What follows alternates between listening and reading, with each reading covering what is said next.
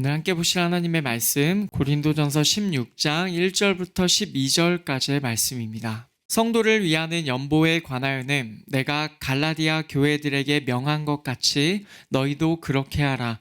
매주 첫날에 너희 각 사람이 수입에 따라 모아두어서 내가 갈 때에 연보를 하지 않게 하라.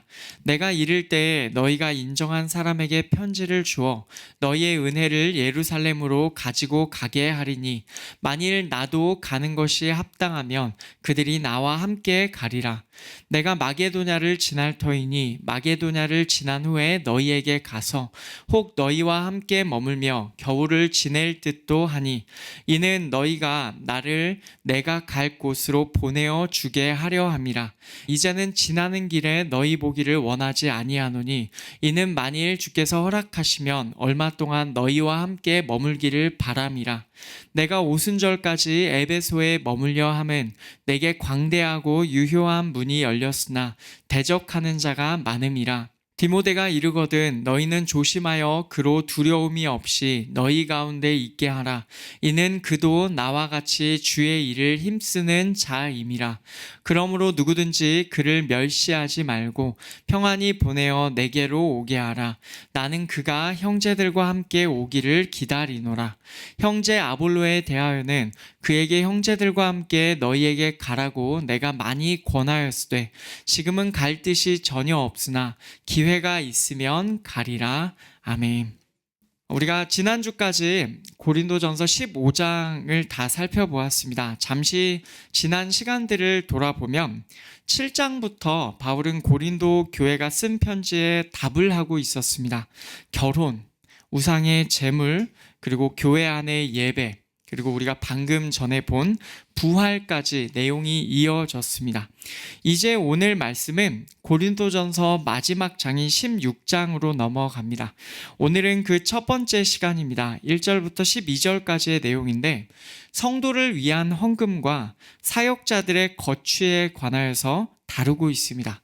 거취라 함은 사람이 어디로 가거나 어디로 다니거나 하는 움직임을 말합니다. 지금 바울을 포함하는 여러 사역자들이 어느 곳으로 이동한다는 내용이 들어가 있습니다. 이 주제를 통하여서 바울이 드러내고 있는 삶의 기준에 관하여서 우리가 오늘도 함께 하나님의 말씀을 듣기를 원합니다. 우선 간단히 본문의 내용을 살펴보겠습니다. 말씀의 첫 부분에서 헌금에 관한 내용이 먼저 나옵니다. 성도를 위하는 연보에 관하여는 내가 갈라디아 교회들에게 명한 것 같이 너희도 그렇게 하라. 매주 첫날에 너희 각 사람이 수입에 따라 모아두어서 내가 갈 때에 연보를 하지 않게 하라. 아멘. 여기 나오는 연보라는 표현은 헌금을 의미합니다. 이 헌금은 특별히 이 맥락에서는 다른 성도를 위하여 낸 헌금을 의미합니다. 구제 헌금을 말하죠. 이것에 관하여서 바울은 갈라디아 교회들에게 명령한 것과 같이 그렇게 행하라고 합니다. 그 내용이 무엇이냐? 2절에 나옵니다. 매주 첫날에 너희 각각이 수입에 따라 모아두라는 거예요. 매주 첫날이라는 표현이 여기서 왜 나왔을까요? 왜 굳이 매주 첫날일까요? 이 표현은 한 주의 시작, 즉 오늘 같은 날, 일요일을 의미합니다. 초대교회 때부터 성도들이 예배로 모이는 날은 한 주의 마지막이자 안식일인 토요일이 아니었던 것으로 보입니다. 한 주의 시작이자 예수께서 부활하신 날인 일요일에 모였던 것으로 보여요. 우리가 이 시대에 주일이라고 부르는 바로 그날이죠. 사도행전 20장에서도 그 내용이 있습니다. 20장 7절을 보시면 그 주간의 첫날에 우리가 떡을 떼려 하여 모였더니 바울이 이튿날 떠나고자 하여 그들에게 강론할세 말일 밤중까지 계속하매. 여기 보면 그 주간의 첫날에 떡을 떼려 하여 모였다고 합니다. 떡을 뗀다는 것은 성찬을 의미하죠. 그리고 그 날에 강론까지, 성경 말씀을 풀어서 설명하는 강론까지 이어졌다는 것을 우리가 볼 수가 있습니다. 일요일, 즉 주일에 성찬을 위하여, 예배를 위하여 모였다는 것을 우리가 볼 수가 있습니다. 지금 바울은 이 주일을 기억하여서 고린도 교회 사람들 각자가 헌금을 모아두라고 합니다. 원칙은 각각의 수입에 따라 하는 것입니다. 그리고 바울이 고린도 교회에 갈 때, 방문을 할 때 그때 헌금을 하지 않도록 평소에 하라고 그렇게 말하고 있습니다. 이 이상으로 헌금에 관한 자세한 가르침은 나와 있지 않습니다. 주일에 하라는 것, 모두가 각자의 수입에 맞게 하라는 것, 바울이 오기 전에 하라는 것입니다. 좀 더 구체적인 내용을 잠시 뒤에 보겠습니다. 이것을 바울은 갈라디아 교회에게 명하였고 똑같이 고린도 교회에도 행하라고 명하였습니다.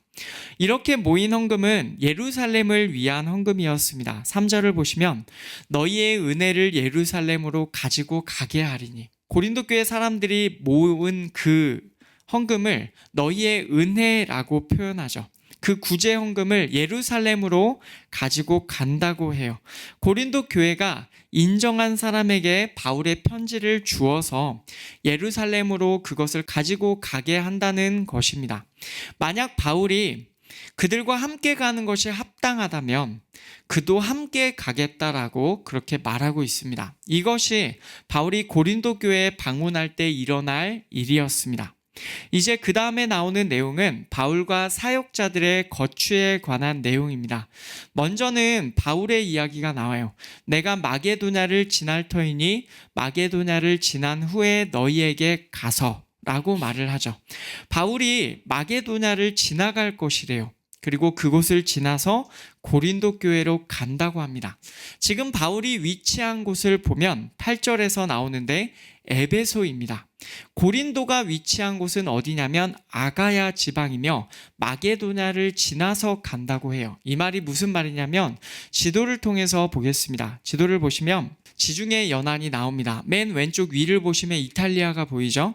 그리고 맨 오른쪽 아래쪽을 보시면 예루살렘이 위치한, 현재 지금 이스라엘이 위치한 그곳입니다. 그리고 전반적으로 그리스도 보이고 터키도 보이고 여러분 보이실 겁니다. 거기를 보시면 이제 오른쪽 윗부분이 갈라디아 지방이고요. 그리고 빨간색 네모칸 쳐진 부분이 오늘 말씀에서 핵심적으로 얘기하는 곳입니다. 이곳을 확대해 보면 이렇게 됩니다. 에베소가 보이시죠? 에베소가 있고 저 왼쪽 위를 보시면 마게도냐 지방입니다. 그리고 마게도냐 지방부터 아래쪽을 보시면 아가야 지방이 있고 그 아가야 지방에 고린도가 있습니다. 지금 에베소에서 고린도에 편지를 하는데 내가 마게도냐를 거쳐서 고린도, 아가야 지방으로 갈 것이다 라고 하는 것이죠.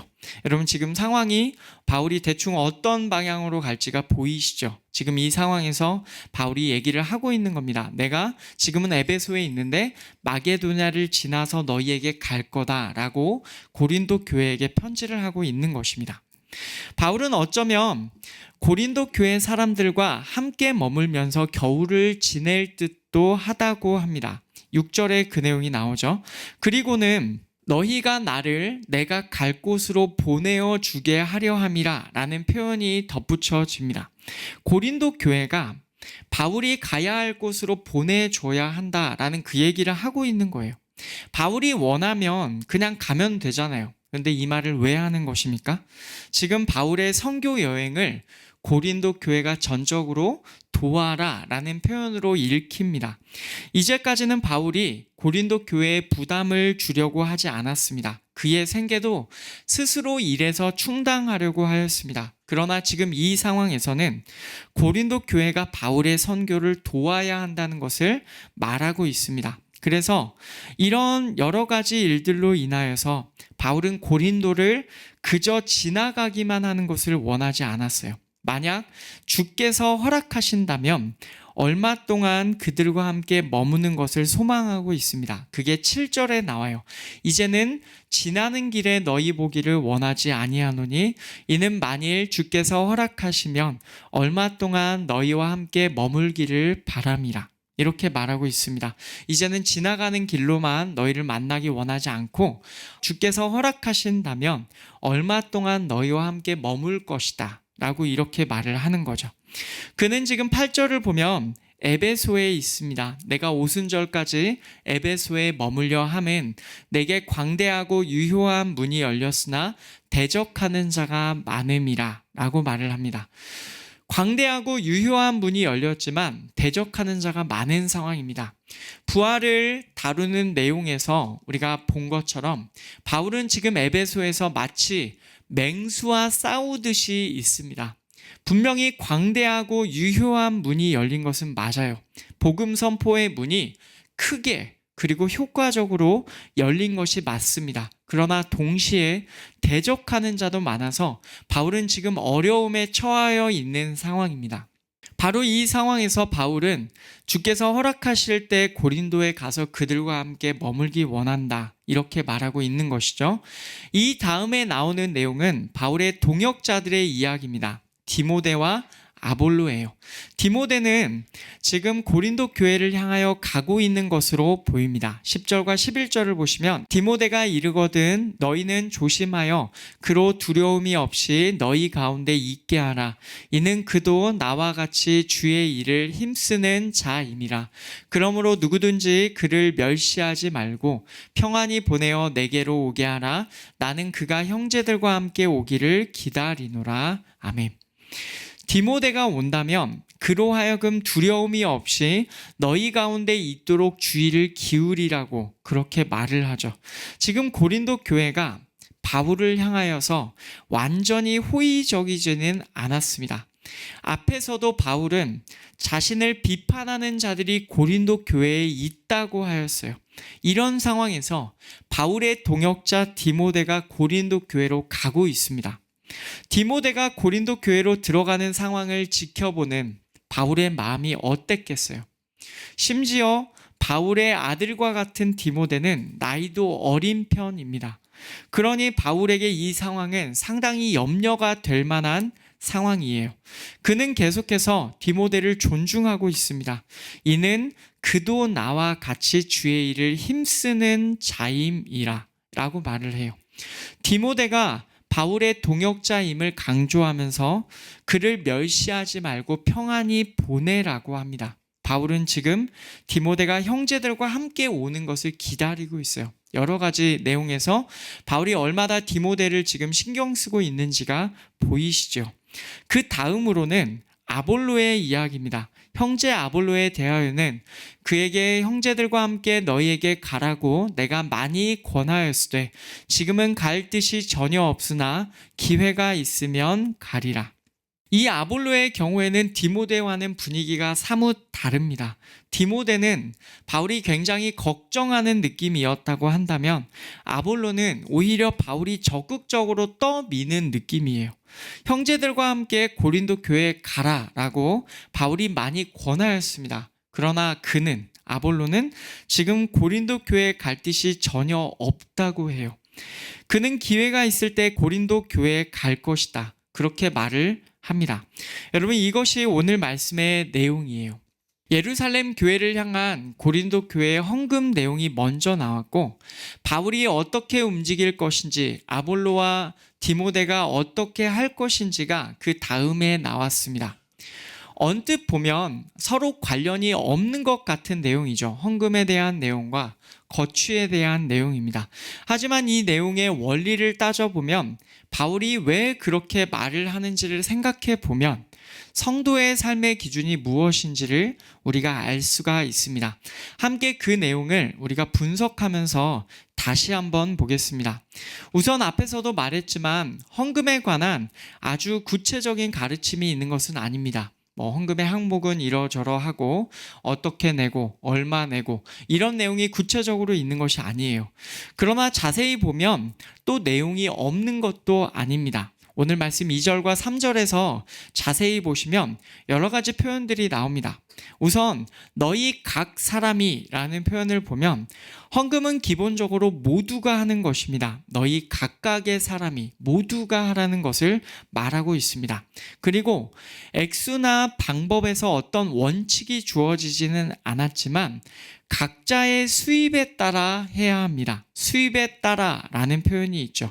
이 표현은 원래의 표현을 보면 더 의미가 와닿습니다. 번영이라는 표현이에요. 각자 자신의 번영의 정도에 따라 재물을 모으게 하시는 하나님께서 허락하시는 정도에 따라 그에 비례하여서 하나님께 올려드리는 것이다 라는 뜻입니다. 그래서 액수가 일괄적으로 얼마라고 딱 정해진 것이 아니에요. 하나님 앞에서 자신의 신앙과 양심과 자신에게 하나님께서 베풀어 주신 번영의 정도에 따라 하는 것입니다. 그리고 이 헌금은 주일에 하는 거예요. 매주 첫날에 모아두어서 라는 표현이 있죠. 사실 모아둔다는 표현이 여기에서는 꼭 교회에 모아둔다는 의미는 아닌 것으로 보입니다. 이 표현, 너희의 각각이 그 자신과 함께 두어라 라고 그렇게 번역할 수가 있습니다. 이것은 그 자신과 함께라는 표현을 보면 어쩌면 집일 수도 있는 거예요. 각자의 집에 따로 모아두어라 라는 말일 수도 있습니다. 그런데 이것은 결국에는 고린도 교회에서 예루살렘으로 함께 가지고 가게 됩니다. 그러니 교회의 이름으로 함께 모으는 것은 한편으로는 또한 맞는 개념입니다. 다만 여기서 교회에 모아둔다는 개념이 강조되고 있지는 않습니다. 중요한 것은 하나님의 일을 위해서 헌금을 구별해 둔다는 것, 그리고 그것을 주일에 따로 모아두라는 것을 말하고 있는 것이죠. 그러면 이 부분에서 강조되는 것은 교회에 한다는 것보다는 오히려 주일에 한다는 거예요. 태도적인 측면에서 주일을 항상 지켜야 한다는 것이 이 내용에 담겨 있는 것입니다. 생각해 보십시오. 매 주일에 헌금을 모아두는 자가 주일 예배로 모이는 것을 행하지 않겠습니까? 교회에 모아두든 아니면 집에 모아두든 적어도 주일을 지키는 것을 반드시 지키는 것을 의미하고 있습니다. 우리가 보는 이 내용에서는 바로 그것이 강조되어야 합니다. 우리가 보통 흔히 얘기하듯이 주일 성수이죠. 주일을 거룩하게 지키는 것, 하나님 앞에 예배의 자리에서 지키는 것을 의미합니다. 또한 이 헌금은 예루살렘을 위한 고린도 교회의 은혜입니다. 3절을 보시면 너희의 은혜 그리고 예루살렘으로 라는 표현이 있죠. 왜 굳이 예루살렘을 위하여 바울이 이렇게 고린도 교회에 헌금을 내라고 말할까요? 이것은 영적인 원리 때문입니다. 앞에서 고린도전서 9장에서도 나왔었습니다. 우리가 너희에게 신령한 것을 뿌렸은즉 너희의 육적인 것을 거두기로 과하다 하겠느냐. 아멘. 바울과 그 일행이 고린도 교회에 영적인 것을 심었습니다. 복음을 심은 거죠.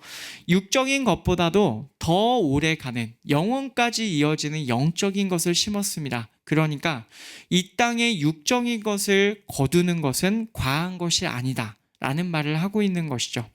이것은 헌금에서도 마찬가지입니다. 영원한 생명을 얻는 복음을 전했으니 이 땅의 육적인 필요를 공급받는 것은 당연합니다. 이 내용은 원래는 교회 안에서 성도와 사역자 간에 해당되는 내용이에요. 그런데 로마서 15장을 보면 바울이 같은 상황을 확대해서 적용하는 것을 볼 수가 있습니다. 그러나 이제는 내가 성도를 섬기는 일로 예루살렘에 가노니 이는 마게도냐와 아가야 사람들이 예루살렘 성도 중 가난한 자들을 위하여 기쁘게 얼마를 연보하였습니다. 저희가 기뻐서 하였거니와 또한 저희는 그들에게 빚진 자니 만일 이방인이 그들의 영적인 것을 나누어 가졌으면 육적인 것으로 그들을 섬기는 것이 마땅하니라. 아멘. 바울이 성도를 섬기는 일로 예루살렘에 간대요.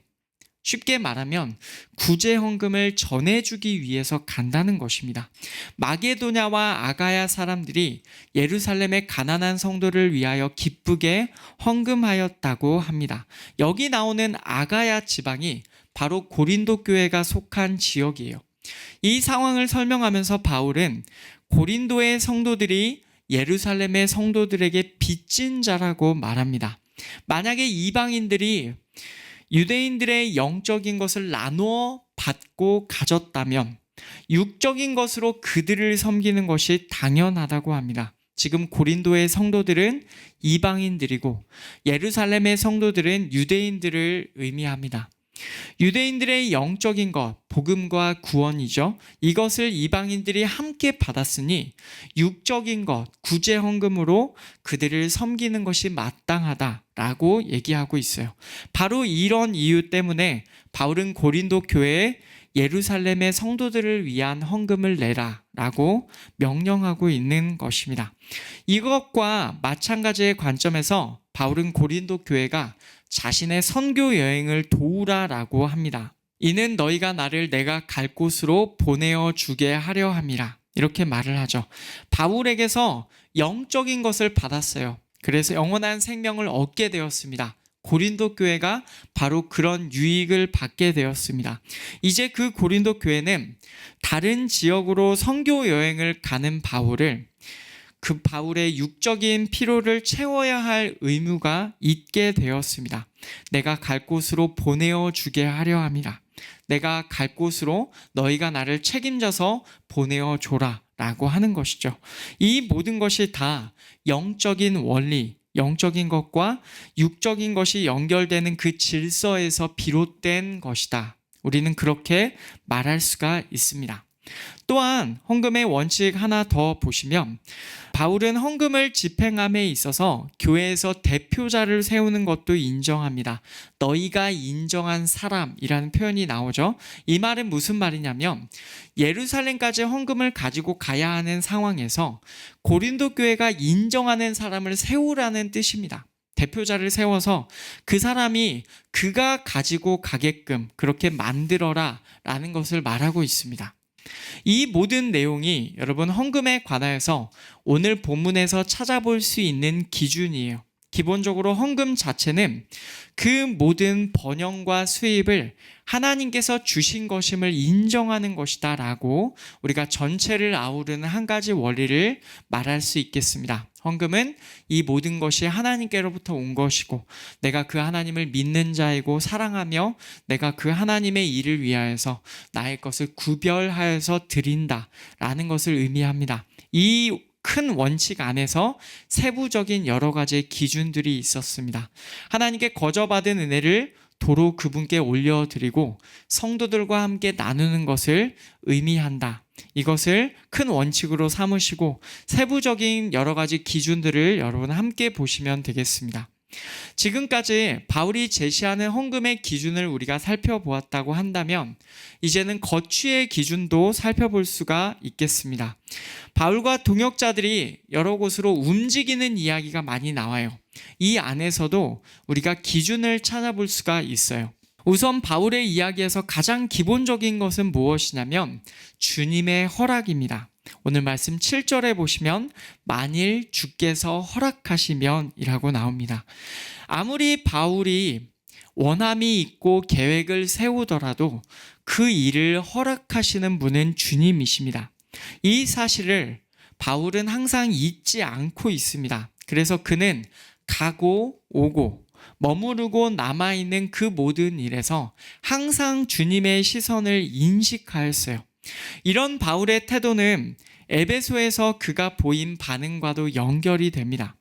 복음을 선포하는 문 역시 주님께서 열어주셔야 열리는 것이다 라는 것을 그는 알고 있습니다.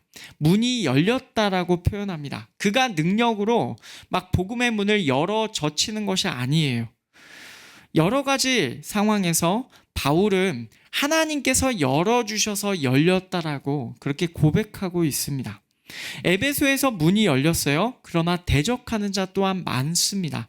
그런 상황에서 바울은 사람의 방법대로 하지 않았습니다. 고린도전서 15장을 보시면 거기에 이렇게 나오죠. 내가 사람의 방법으로 에베소에서 맹수와 더불어 싸웠다면 내게 무슨 유익이 있으리요. 그는 복음 선포의 일에 있어서도 사람의 방법이 아니라 하나님의 방법으로 그 일을 하려고 하였습니다. 철저하게 사람이 아니라 하나님께서 허락하시는 방법대로 한다라는 것입니다. 이런 바울의 여러 가지 거취에서 가장 중요한 기준은 무엇이냐면 바로 주님께서 허락하시는가, 주님의 방법인가 였습니다. 그는 철저하게 주님의 이끄심을 따라 삶의 길을 걸어가려고 기준을 세웠어요. 여러분, 이것은 디모데와 아볼로에게서도 마찬가지입니다. 디모데와 아볼로는 처지가 달랐습니다. 디모데는 두려울 법한 상황이었고 고린도 교회로부터 멸시를 받을 법한 상황에 있었습니다. 하지만 아볼로는 달랐어요. 아볼로는 고린도 교회의 일부 성도들이 나는 그에게 속하였다라고 말할 정도로 굉장히 유명한 자였습니다. 그래서 우리가 전에 초반에 살펴보았던 내용 기억나시죠?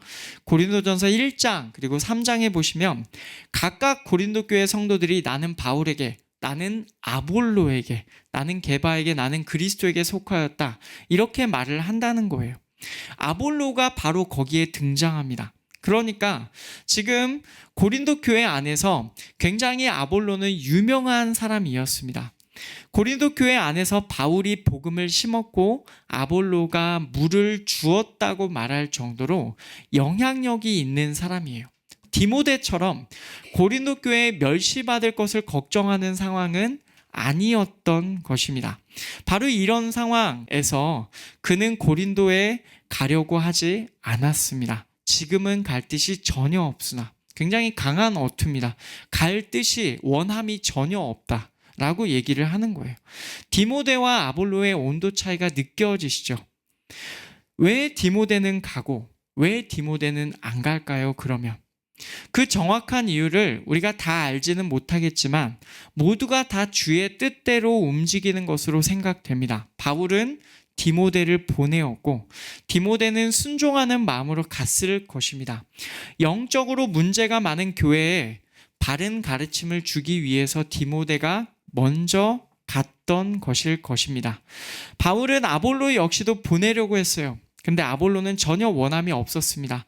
아마도 아볼로 자신을 칭송하여서 교회가 여러 사람들 파로 분열되는 상황에서 자신이 그 자리에 모습을 드러내지 않는 것이 교회의 유익이 된다고 생각했을지 모르겠습니다. 만약에 그렇다고 한다면 디모데와 아볼로가 움직이는 것도 전부 다 주님의 뜻과 교회의 유익에 따라 그 기준으로 정해진 것이다 라고 우리가 말할 수 있겠습니다. 이렇게 바울과 동역자들이 거취를 정하는 기준은 종합해보면 전부 다 주님의 뜻에 있었어요. 주께서 허락하시는가? 사람의 방법이 아니라 주님의 방법인가? 그리고 주의 교회의 유익이 되는가? 철저하게 주께서 원하시는 대로 그렇게 움직이려고 하는 것을 우리가 볼 수가 있습니다. 이제 우리는 헌금의 기준과 거취의 기준이라는 두 내용을 종합하여서 우리를 돌아볼 것입니다. 여러분, 헌금은 앞에서 나온 원리를 말씀을 드리면 헌금은 모두가 하는 것이고 각자의 번영에 비례하여서 하는 것이며 주의를 지키면서 하는 것입니다. 또한 영적 질서를 기억하면서 헌금을 해야 하는 것이고 대표자가 집행할 수 있는 것이다 라는 것을 우리가 보았습니다. 그리고 가장 기본적으로는 우리에게 모든 것들을 주신 하나님께 기본적으로 그 하나님을 기억하여서 올려드리는 것이다. 이것이 헌금의 기준입니다. 거취에 있어서는 주께서 허락하시는 것인지 주님의 방법인지 그리고 교회의 유익이 되는지가 기준이 되는 것이다. 우리가 그렇게 말할 수 있습니다. 그러면 이 모든 내용을 종합한다면 우리는 삶의 기준을 세울 수가 있을 것입니다. 여러분, 이 전체의 내용을 종합해 보면 이 모든 내용에서 강조되는 한 가지 기준이 있습니다. 무엇입니까? 하나님 중심의 삶인가 아니면 나 중심의 삶인가입니다. 우리는 고린도 교회를 바울이 묘사하는 표현대로 하나님을 모르는 자들이 아닙니다. 고린도전서 15장 33절과 34절 부활장에서 나온 내용을 돌아보면 거기에 이렇게 나와요. 하나님을 알지 못하는 자가 있기로 내가 너희를 부끄럽게 하기 위하여 말하노라. 하나님을 알지 못하는 자가 있대요. 악한 자들이 선한 행실을 썩게 만들지만 분명히 우리는 하나님을 알지 못하는 자들이 아닙니다. 여러분, 여기에서 시작을 해야 돼요. 우리는 하나님을 아는 자입니다. 하나님을 아는 자답게 이 땅을 살아가야 되는 것입니다.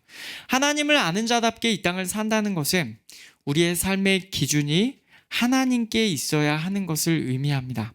더 직접적으로 말해 볼까요? 하나님 중심으로 우리의 삶이 돌아가고 있는지, 여러분 그것을 오늘 본문은 묻고 있습니다.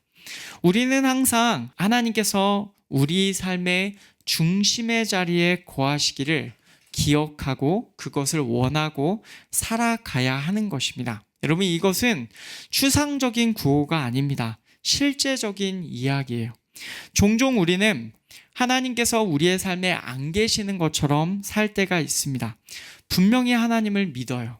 그러나 삶의 영역에서 하나님의 기준대로 일 처리를 하는 것이 아니라 우리의 기준대로 하곤 합니다. 특히 그 삶에서 우리의 생각이 얼마나 우리의 발목을 사로잡는지 모릅니다. 항상 해왔던 방식, 이제까지 성공했던 길, 우리에게 가장 이득이 되는 길, 우리의 생각이 바로 이것들은 우리의 생각이 향하는 곳들입니다. 여러분 우리는 그렇게 살 때가 참 많아요. 당장에 이렇게 하면 우리의 이득이 주어지는 곳 앞에서 얼마나 자주 하나님의 기준이 아니라 우리의 생각대로 그렇게 하고 사는지 우리가 스스로가 잘 알 것입니다. 여러분 그런 삶의 방식이 어쩌면 나 중심의 삶일 수도 있겠다라는 생각이 듭니다. 바로 이런 구체적인 삶에서 여러분 우리는 하나하나 하나님께 여쭤보는 삶으로 변화되어야 합니다. 이런 실제적인 삶으로 하나님께서 우리를 초대하고 계세요. 당신의 방식으로, 당신의 기준으로. 여러분 이 초대에 응하시겠습니까? 그렇게 우리의 삶의 기준의 자리에 하나님을 모시고 하나님의 기준으로 우리가 선택하기를 원합니다. 여러분 구체적으로 그렇게 살기 위해서 가장 좋은 방법은 이 말씀을 기억하는 것입니다. 마태복음 6장 33절 아주 유명한 구절이죠. 우리 한 목소리로 읽겠습니다. 그런즉 너희는 먼저 그의 나라와 그의 의를 구하라. 그리하면 이 모든 것을 너희에게 더하시리라. 아멘. 먼저 하나님의 나라와 하나님의 의를 구하는 것입니다. 여러분 이 삶이 굉장히 추상적인 삶으로 들리지 않았으면 좋겠습니다. 가장 우리의 실제적인 삶에서 저부터가 이 말씀대로 살아갈 수 있기를 원합니다. 가장 먼저 하나님의 나라와 하나님의 의를 구하는 삶, 우리의 재정에서도 우리가 그렇게 구하는 삶, 그리고 우리의 삶의 구체적인 거취에서도 이렇게 하나님께 구하는 삶, 그리고 우리의 삶의 모든 영역에서도 하나님 앞에서 우리가 하나님의 나라와 의를 구하는 삶, 먼저 그렇게 살기를 원합니다. 그러면 하나님께서 우리에게 이 모든 것들을 더하여 주신다고 약속하셨습니다. 그 하나님의 약속을 경험하면서 사는 우리 모두가 되기를 간절히 축복합니다. 이 사실을 확실하게 믿는 자가 하나님 중심으로 살아갈 수 있을 줄 그렇게 믿습니다. 말씀을 맺겠습니다. 고린도전서의 끝으로 향하는 오늘 말씀에서는 헌금의 기준, 거취의 기준이 나왔습니다. 바울과 동역자들은 이 모든 일에서 삶의 기준을 하나님 중심으로 사는 것으로 세워서 그렇게 살고 있었어요. 그들은 하나님을 아는 자들이었고 우리 역시 그들이 아는 그 하나님을 아는 자들입니다. 그렇다면 마찬가지로 우리들도 하나님 중심으로 사는 삶의 기준으로 초대받고 있다는 것입니다. 여러분 그렇게 이제까지 사셨습니까? 이제부터는 우리가 그렇게 살기를 원합니다. 정말로 하나님의 나라와 하나님의 의를 먼저 구하며 그 나머지의 것들은 하나님께로부터 공급받기를 원하고 그 약속을 하나님께서 지켜주실 것이다 라는 확신을 가지고 살아가는 나 중심의 삶에서 이제는 벗어나서 하나님 중심의 삶으로 변화되어서 걸어가는 우리 모든 성도님들 되시기를 간절히 축원합니다.